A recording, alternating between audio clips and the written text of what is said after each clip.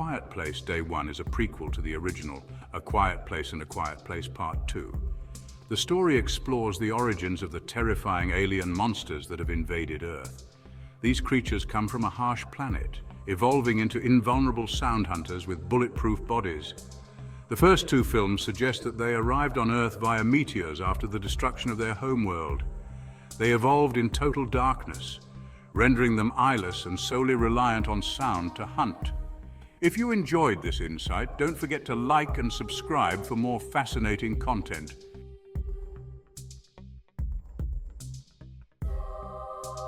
A Quiet Place, Day 1, is set in one of the noisiest cities in the world, New York City. While the movie has its share of jump scares, it leans more towards a tense thriller than pure horror. From the moment the action starts, the tension never lets up, keeping viewers on the edge of their seats. True to its roots, the newest installment in the Quiet Place series remains deeply grounded in emotion and relationships. As expected, dialogue is minimal, heightening the sense of silence and suspense that defines the franchise.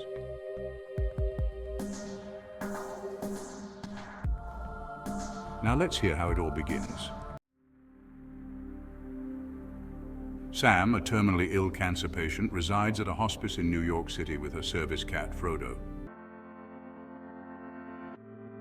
Ruben, a care worker, persuades a reluctant Sam to join a group outing to Manhattan, promising they will get pizza in the city. They travel together on a private bus.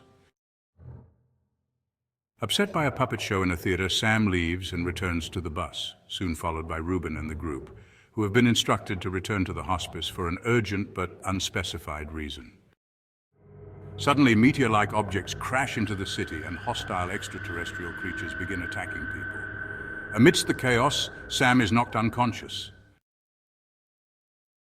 Sam later wakes up inside the theater with Frodo and other survivors. Everyone is silent, and fellow survivor Henry signals her to remain quiet.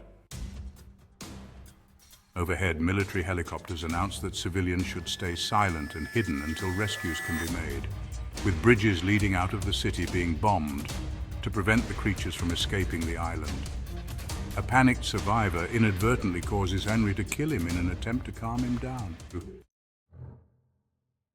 Ruben and Sam find themselves in the emergency generator room trying to turn off the noisy generator. Ruben successfully shuts it off but tears his shirt in the process, the noise attracting a nearby alien. After Ruben is killed, Sam takes Frodo and heads to Harlem, determined to get the pizza she originally left the hospice for. The military announces that boats are preparing to evacuate people from the south side of the city, as the creatures cannot swim. Crowds of people moving towards the evacuation point attract the creatures, leading to chaos and a deadly stampede.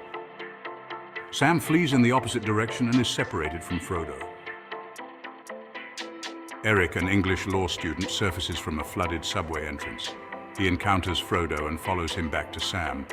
Despite her urging, Eric is shell-shocked and follows Sam to her apartment where she hopes to find pain medication.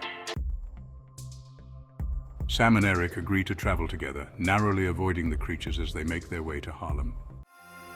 Eric risks his life to get Sam's medication from a nearby pharmacy. The aliens appear to be eating alien plants that came with their asteroids, which suggests they don't eat living creatures like humans. So why do they hunt and kill humans? It's still a mystery.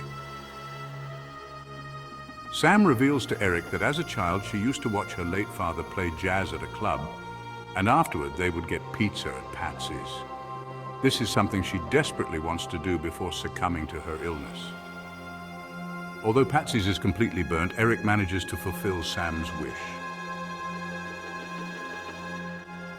They become aware of two boats nearby filled with passengers preparing to escape. As they leave together, creatures start to gather nearby. Sam gives Frodo to Eric and runs off to distract the creatures by smashing car windows. Eric, carrying Frodo, jumps into the water and is pulled up into one of the boats by Henry. Eric finds a note in his jacket from Sam telling him to continue taking care of Frodo and thanking him for reminding her how to live.